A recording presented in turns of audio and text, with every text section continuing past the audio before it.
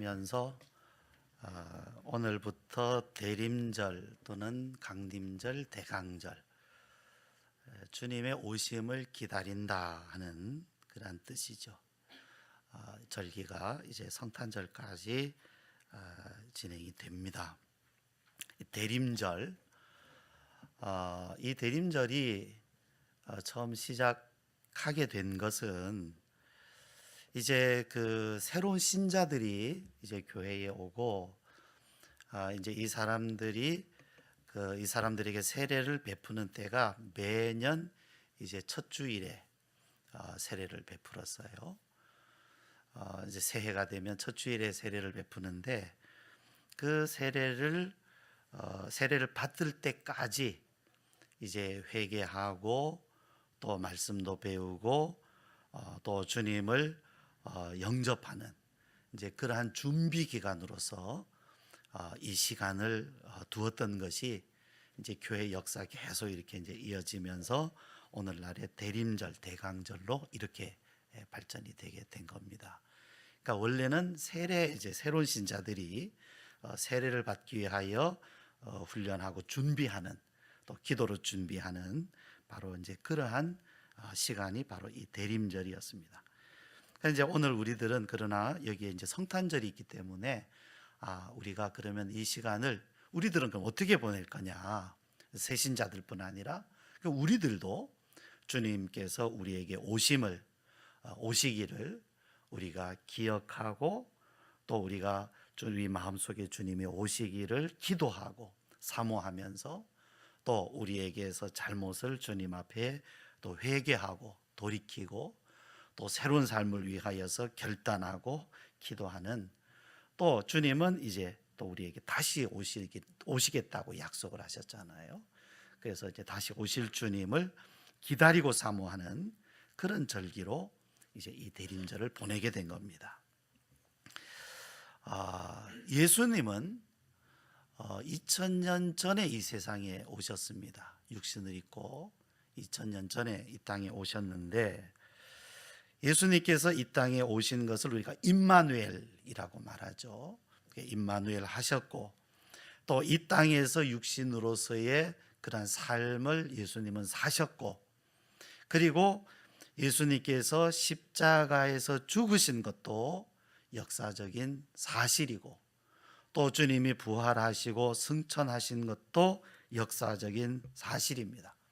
이로 말미암아 주님은 우리 모든 사람의 죄를 위하여서 주님은 임마누엘, 그리고 죽으시고 다시 사시고 승천하신 것이죠. 그러니까 우리의 모든 구원을 주님은 이루셨습니다. 그런데요, 역사적으로 우리 예수님이 이 땅에 오셔서 모든 사람을 위하여 죽으셨지만, 그러나 모든 사람들이 다 구원을 받는 것은 아닙니다. 예수님이 우리 모든 사람을 위하여 죽으신 것은 맞아요. 역사적 사실이에요.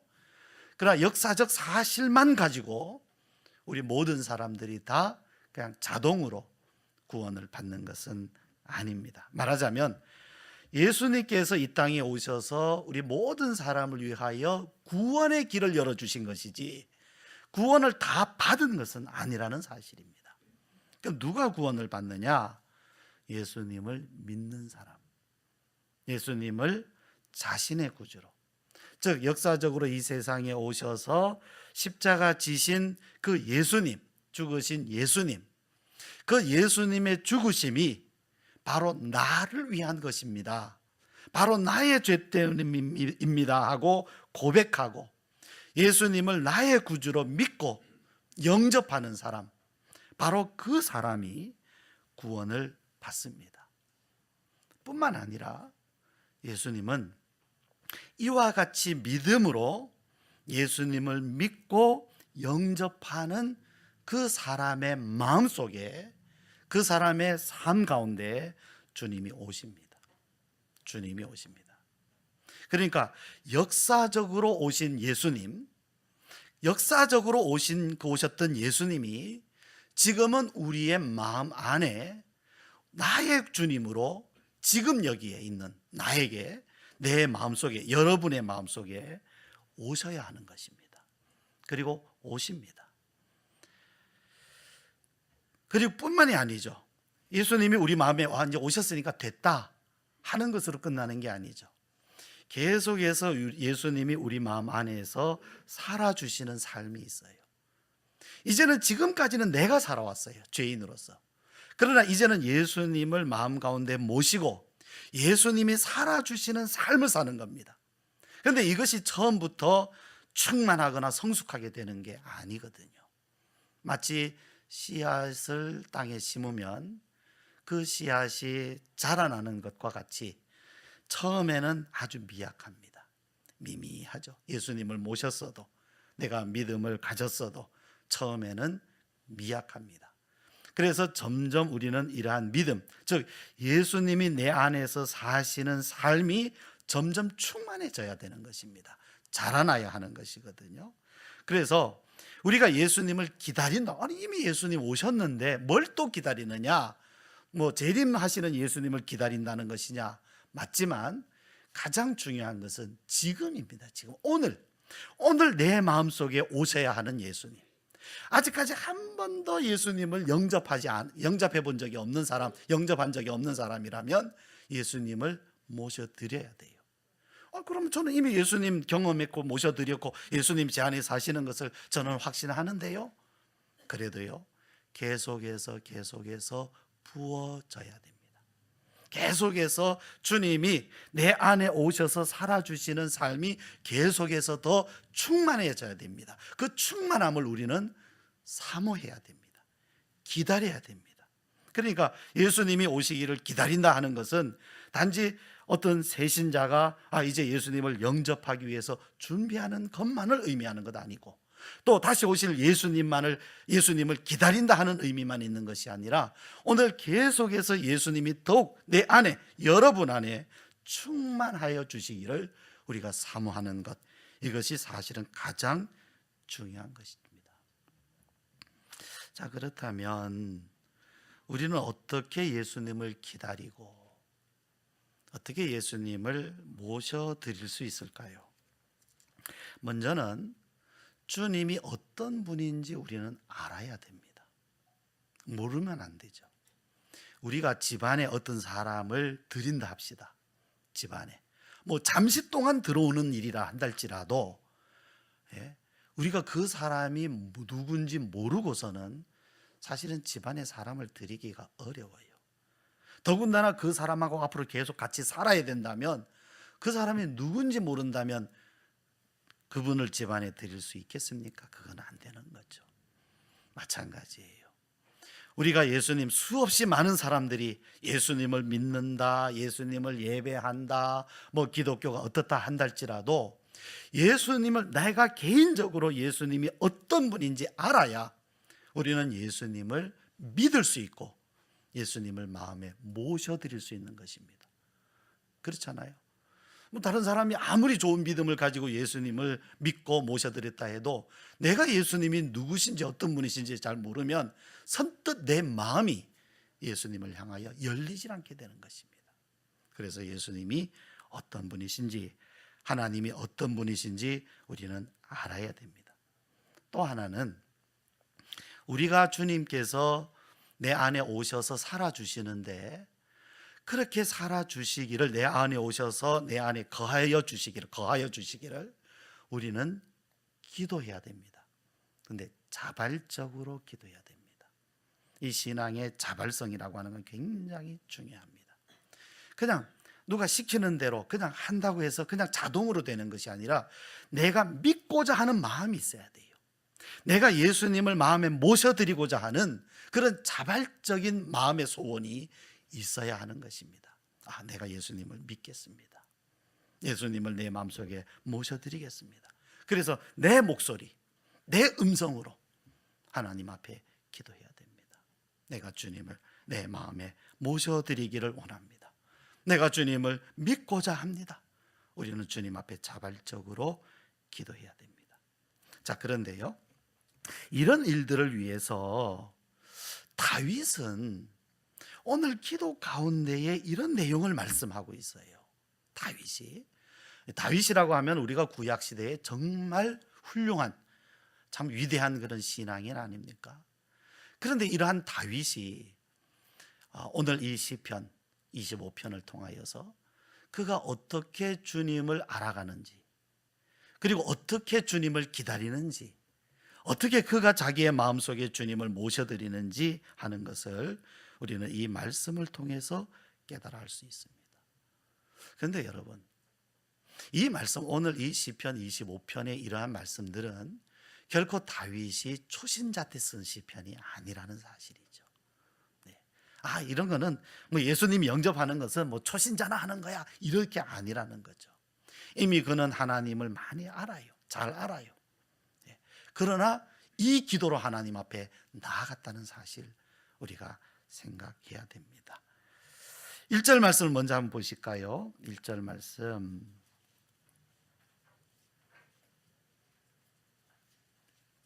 우리 같이 한번 1절 읽읍시다. 시작. 여호와여, 나의 영혼이 주를 우러러 보나이다. 우러러 보나이다. 나의 영혼이 주를 우러러 보나이다. 여러분, 우리가 기도 시간에 내 영혼으로서 주님을 우러러 볼 수 있다면 그는 참 귀한 사람입니다. 무슨 말씀이냐 하면, 이것이 그냥 우리가 내가 그렇게 하고 싶다 하는 생각만으로 쉽게 이루어지는 일은 아니기 때문에 그래요. 우리가 기도할 때 다른 사람을 보면 굉장히 집중해서 기도를 잘하는 것 같아요. 근데 내가 기도를 해보면 그게 잘 안 되거든요. 말하자면 내가 기도할 때마다 늘 막 천국 문이 막 열려 있고 은혜가 막 쏟아지고 이런 게 아니거든요. 그런 시간이 있어요. 그러나 어느 시간에는 사실은 기도를 하기는 하지만 기도가 잘 안 돼서 아프더니 애를 쓰고 몸부림치고 주님 찾는 그런 시간들이 있습니다. 사실은 기도를 통하여서 큰 은혜를 받으시는 분들은 처음부터 그렇게 된 게 아니에요. 대부분의 사람들은 기도하면서 긴 인내의 과정을 거친 거예요. 기다리면서 내가 기도를 하지만 내 기도를 하나님이 들어주시는가? 마치 하나님은 다른 사람은 몰라도 나한테만큼은 그냥 내 기도를 안 들어주시고 귀를 막고 계신 것 같기도 하고, 기도를 하기는 하지만 때로는 하나님이 정말 살아계신 건가? 하나님이 살아계신 건가? 정말 내가 이렇게 기도하면 들어주시기는 하는 건가? 그러나 그래도 기도하고 또 기도하고 또 기도하면서, 그러한 분들이 결국에는 하나님의 약속에 따라서 귀한 은혜들을 입게 됩니다. 말하자면 문을 한두 번 두드려 놓고 문이 안 열린다고 그냥 돌아가 버리는 사람들은 거의 다 그 문이 열리는 걸 몰라요. 한두 번 문 두드려 놓고 내가 기도했는데 응답이 없다고. 그러나 문은 언제까지 두드려야 되느냐 하면 열릴 때까지 두드려야 되는 거예요. 그런데 중요한 것은 반드시 열린다는 사실이죠. 반드시 열린다고 말씀하셨지 두드리는 순간부터 바로 열린다고는 말씀하지 않았어요, 주님께서. 그러므로 우리는 문이 열릴 때까지 기도해야 돼요. 그러나 너무 오래 걸리지는 않습니다.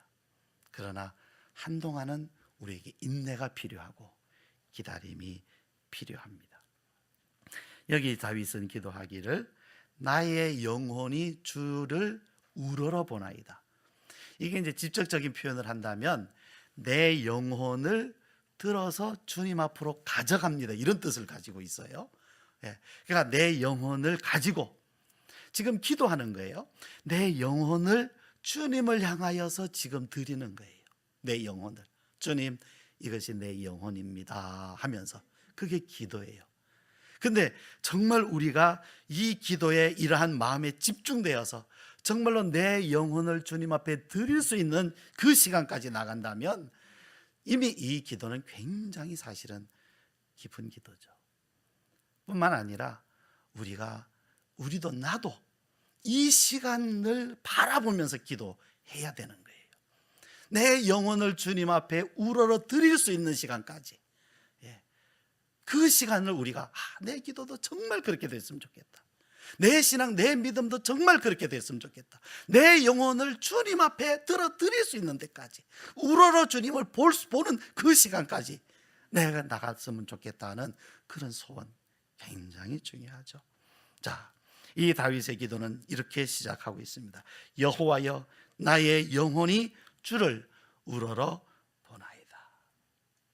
그런데 이 다윗은 주님을 기다리는데, 여기 5절 말씀을 한번 보세요. 5절 말씀. 자, 우리 또 한번 같이 읽으실까요? 시작. 주의 진리로 나를 지도하시고 교훈하소서. 주는 내 구원의 하나님이시니 내가 종일 주를 기다리나이다. 얼만큼 기다린다고 되어 있습니까? 종일입니다. 여러분, 종일이라고 하는 것은 어떤 의미일까요? 하루입니까? 아니면 항상이겠습니까? 여기 종일이라고 하는 의미는 그냥 24시간 하루 내가 기다려 봤습니다, 이런 의미는 아니겠죠. 종일이라는 얘기는 하루 종일입니다. 그러면 하루 종일 밥 안 먹었을까요? 잠 안 잤을까요? 쉬지 않았을까요? 기도만 했을까요? 물론 기도하면서도 중간에 그는 또 자기 해야 될 일을 했을 것이고 일상생활을 살았을 것입니다. 근데 여기 종일이라는 의미를 쓸 수 있다면 어떻게 쓸 수 있는 겁니까? 종일이라는 의미를 쓸 수 있다. 아예 뭐 기도원 같은 데 다 그냥 들어가서 문 닫아놓고 그냥 응답하실 때까지 막 거기 있었을까요?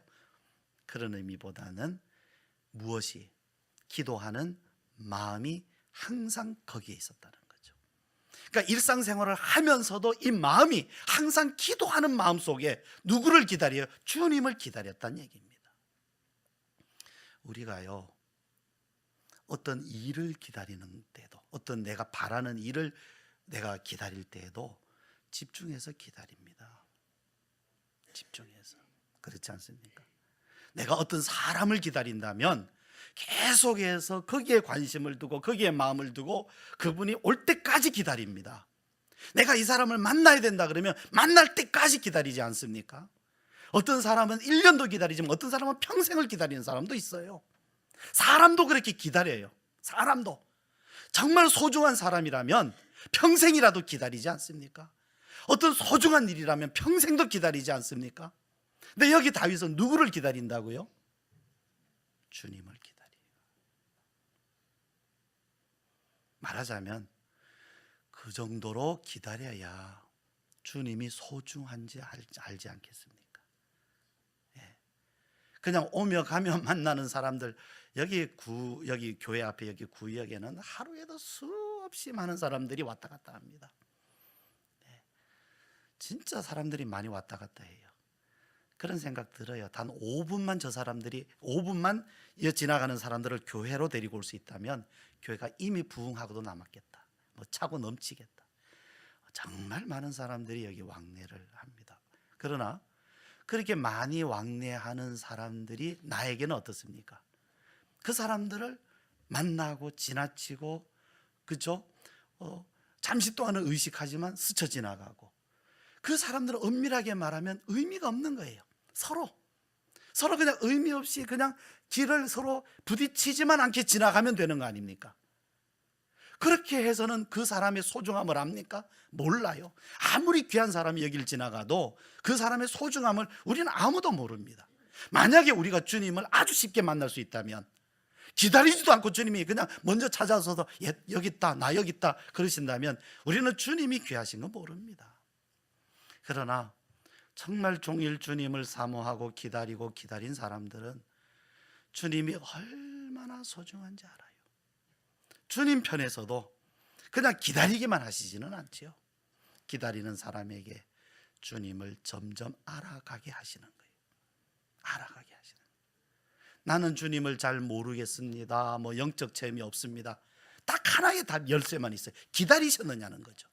정말로 주님을 찾고 기다리셨습니까? 아니면 누가 그냥 입에다 떠먹여 주기를, 그냥 알게 해주기를 그냥 그렇게만 살아오진 않으셨습니까? 그냥 교회 가서 앉아 있으면 그냥 목사님이 알아서 가르쳐 주기를, 뭐 알아서 그냥 배워지기를, 혹시 그러지는 않았습니까? 내가 스스로 주님을 알려고 찾고 주님을 구하고 기다리고 그렇게 해 보셨느냐는 거죠. 내가 정말로 적지 않은 시간을 주님을 찾고 기다렸는데도 주님으로부터 응답이 없던가요? 주님이 안 만나 주시던가요? 주님이 외면하시던가요?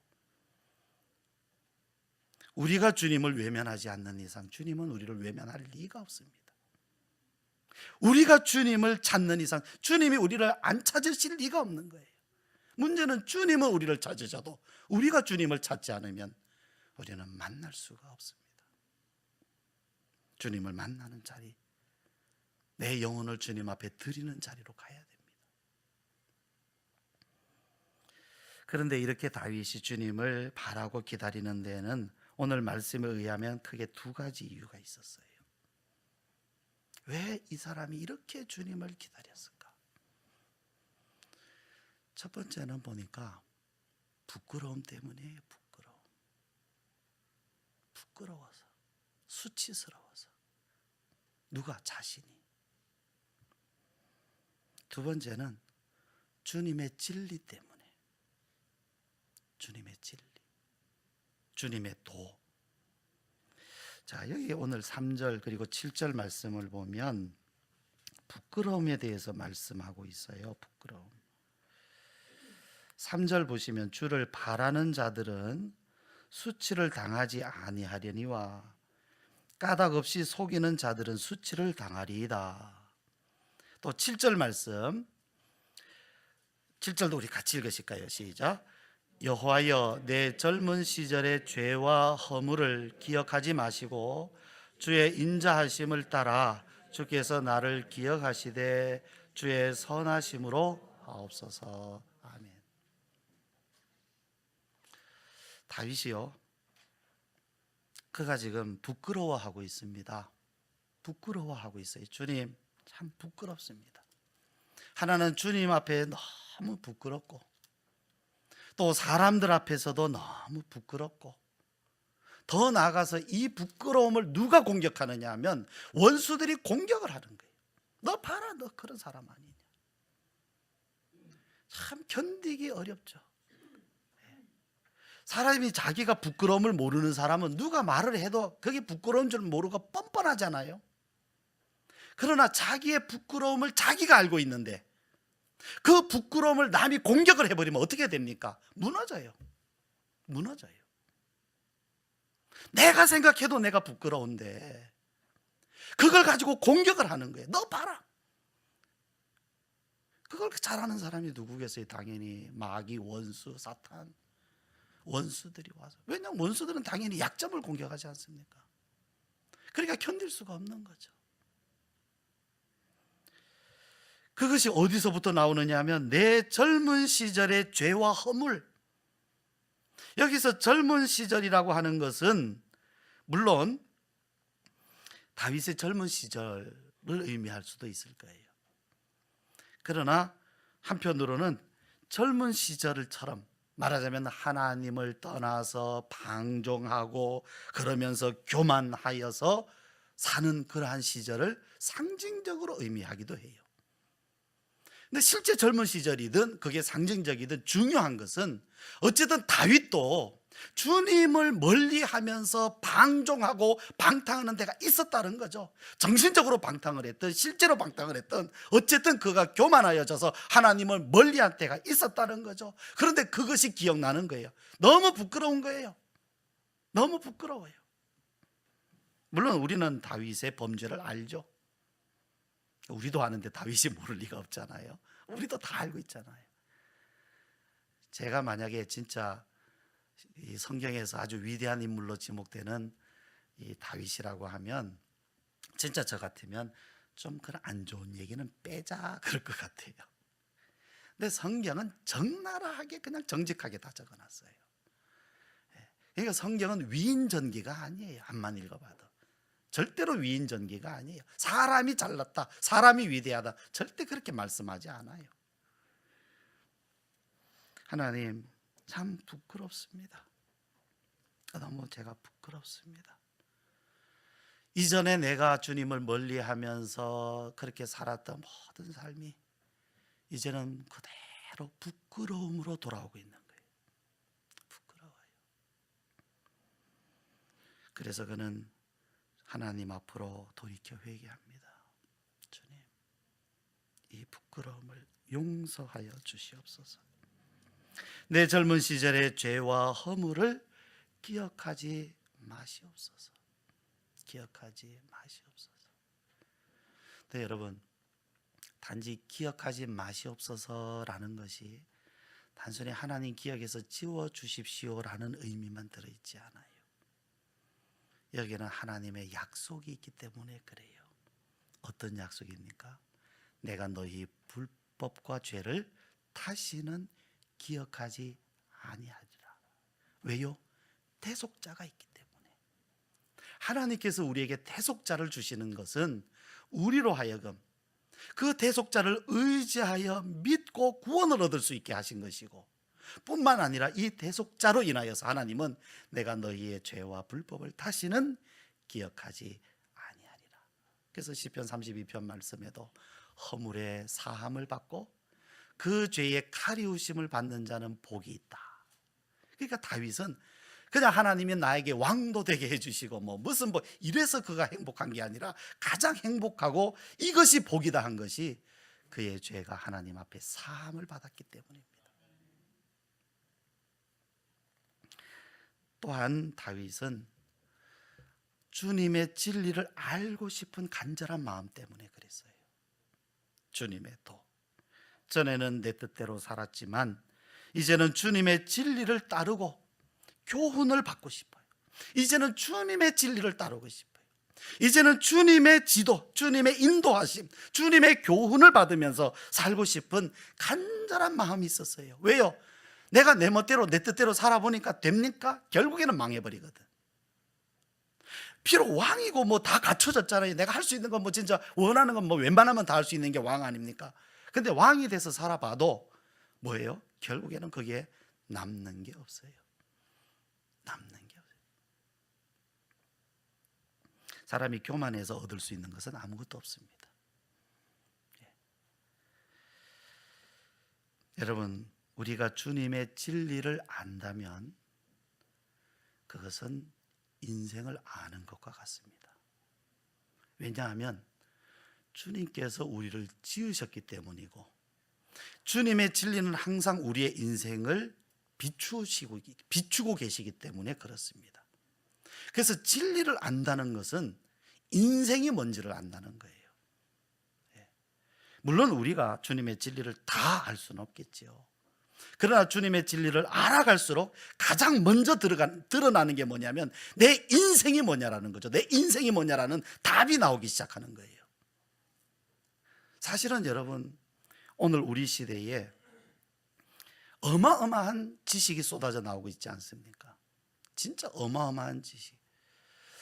제가 제 입장에서 한 사람의 목사로서 말씀을 전하는 사람 입장에서 이 시대를 본다면 하나님은 이 시대를 그냥 내버려 두시는 것 같아요. 성경 말씀대로 하세요. 내버려 두세요. 사람이 가장 교만할 수 있는 데까지.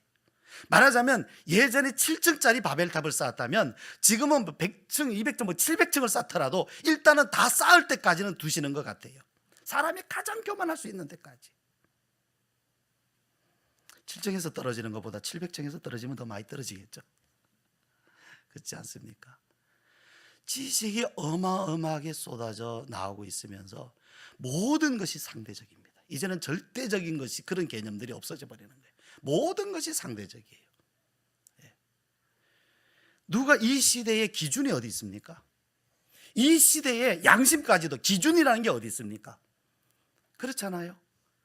우리나라 안에서도 지금 정치든 경제든 아니면 문화든 어떤 모든 면에서 기준이, 절대적인 기준이 어디 있습니까? 없어요. 다 상대적이에요.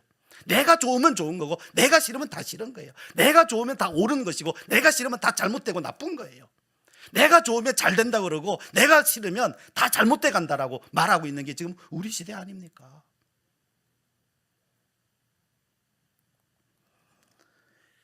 그러니까 결국에는 우리 각자 자신의 인생을 볼 수 있는 시각이 없는 거예요.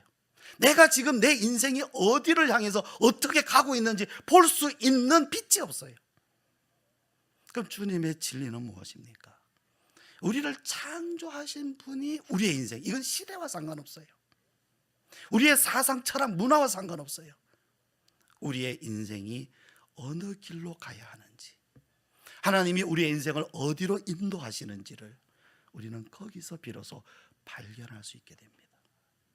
여러분, 우리의 인생이 영원으로 이어져 있다는 것을 기억하십시오. 우리는 순간적으로 이 땅에 살다가 없어지는 그런 존재들이 아닙니다.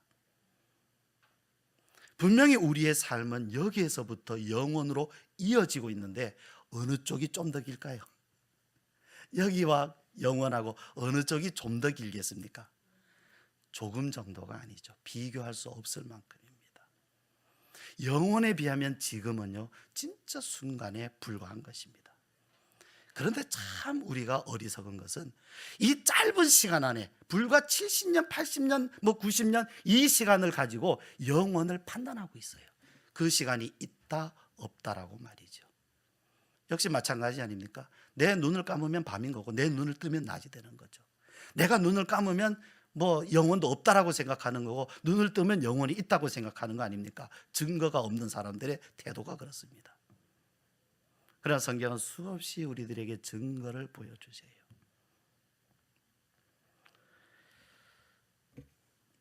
자, 이렇게 주님을 기다리고 찾는 다윗이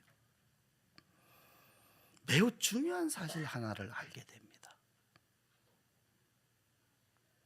하나는 부끄러움 때문에 주님, 또 하나는 주님 진리를 알고 싶습니다. 주님의 도를 내게 가르쳐 주십시오. 주님의 도를 내게. 여기 가끔 구역에 왜 도를 아십니까 하는 사람들이 있잖아요. 도를 아십니까? 발음이 잘못하면 도를 안다는 건지 도를 안다는 건지.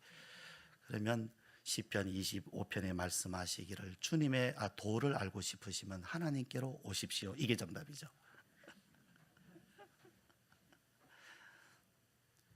그런데 이러한 진리를 구하고 찾는 다윗이 알게 된 너무너무 중요한 소중한 게 하나 있었어요.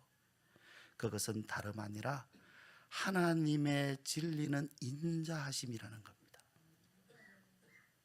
인자하심. 한번 따라해 보실까요? 인자하심. 하나님의 진리는 인자하심이다. 진리하면 우리는 어떤 논리, 철학 이런 걸로 생각하기가 쉽잖아요. 어떤 것을 쫙 풀어가지고 막 이거는 이거고 막 하면 기가 막혀, 어떻게 저런 원리가 있구나. 그런데 하나님의 진리는 그런 것이 아니라 인자하심. 우리가 아는 단어 헤세드, 사랑입니다. 하나님의 진리는 사랑이에요. 사랑. 이 세상의 모든 진리는 사랑입니다. 사랑에 있어요. 진리는 사랑에 있어요. 사랑이 없다면 아무리 기가 막히게 풀고 해서 그래도 그건 진리가 아닙니다. 사랑. 하나님이 세상을 창조하신 것도, 우리를 위하여서 이 세상에 예수님을 보내신 것도, 예수님이 죽으신 것도, 또 다시 사신 것도, 이 역사를 운행해 가시는 것도, 오늘 우리의 삶을, 우리로 하여금 이 땅에서 삶을 살게 하시고 이 세상에서 우리의 인생을 살게 하신 모든 목적, 모든 중심에 하나님의 진리는, 또 이 세상을 운행하시는 하나님의 진리는 사랑입니다. 사랑. 가장 비참한 것은 이 사랑을 떠나서 있는 데 있고, 가장 복된 것은 이 사랑 안에 있는 것입니다. 이 인자라고 하는 단어, 우리 히브리어로는 헤세드, 신약에서는 그 헬라어로는 아가페라고 하죠. 근데 이제 그 의미는 사랑, 긍휼, 용서, 베품 다 들어 있어요. 하여튼 좋은 건 다 들어 있어요. 배려하는 거, 베푸는 거, 봉사하는 거, 돌보는 거, 용서하는 거 다 들어 있습니다. 그런데 이 다윗이 진리를 구하면서 하나님께는 어떤 율법적인 명령만 있는 줄 알았어요. 하나님께서 너 이거 해. 그럼 예, 해야죠. 네, 하겠습니다. 복종하겠습니다. 그 하나님의 진리는 그런 것만 있는 줄 알았는데 하나님 앞에 자신의 부끄러움을 가지고 나아가다 보니까, 그렇게 부끄러움 때문에 하나님을 찾아보니까 그 부끄러움 때문에 하나님이 나를 정죄하시는 것이 아니라 오히려 하나님이 나를 불쌍히 여기시더라는 거죠. 불쌍히. 여러분, 모든 미움과 싸움의 끝이 어딘가요? 모든 미움과 싸움의 끝은 재판이 아닙니다. 재판으로 끝나지 않습니다. 뭘로 끝나요? 긍휼에서 끝나요. 저 사람이 불쌍하면 끝나버리는 거예요. 더 이상 미워할 수 없어요. 더 이상 싸울 수 없어요. 불쌍해 보이면 안 되는 거예요. 끝나는 거예요. 주님이 왜 십자가를 지셨습니까? 불쌍한 거예요. 너무 사랑하는 거예요. 너무 이뻐 보이는 거예요. 어떡합니까? 차라리 너희를 심판한 것보다 내가 죽는 게 낫다, 그거 아니겠어요? 그게 마음이에요. 그 모형을 누가 가지고 있느냐 하면 우리 부모님들이 가지고 있잖아요. 자식이 아프면 내가 아프고 싶고, 자식이 힘들면 내가 힘들고 싶고. 그래서 주님이 우리가 죽어야 할 그 죽음을 대신 죽으신 겁니다. 왜? 사랑이 그것이 바로. 이 다윗은 한없는 하나님의 인자하심을 만나게 됩니다. 부끄러움 때문에, 또 주님의 진리를 알고 싶어서, 그 진리로 살고 싶어서 주님을 찾았더니 그가 발견하고 깨닫고 만났는데, 하나님을 만났는데, 그 하나님을 만나고 보니까 하나님은 모든 것이 다 인자하심인 거예요. 인자하심. 인자하심. 제가 이 설교가 좀 긴가 봐요. 그래서 설교를 하다 보면 자꾸 이렇게 좀 길어지는데, 사실 인자하심에 대해서 이제부터 말씀을 드려야 되는데 시간이 벌써 좀 됐어요. 그래서 다음 주에 이어서, 제가 대강절 설교를 하려고 이렇게 준비를 했는데 자꾸 이렇게 밀리는 것 같습니다만은, 어쨌든 또 너무 길게 하면 우리가 집중력이 흐트러지니까 일단 우리는 오늘 인자하심까지 말씀을 같이 나누고 다음 주에 인자하심에 대해서 더 말씀을 나누도록 하겠습니다. 여러분, 우리가 정말 의지할 수 있는 것은 주님의 인자하심 밖에 없습니다. 주님의 인자하심이 아니라면 우리가 어떻게 하나님을 만날 수 있으며 감히 하나님을 내 아버지라 부를 수가 있겠습니까? 이제 우리가 이 대강절을 시작하면서 우리에게 한없이 인자하신 주님을 원하십시오. 만나기를 사모하십시오. 그리고 종일 기다리십시오. 우리 함께 기도하시겠습니다.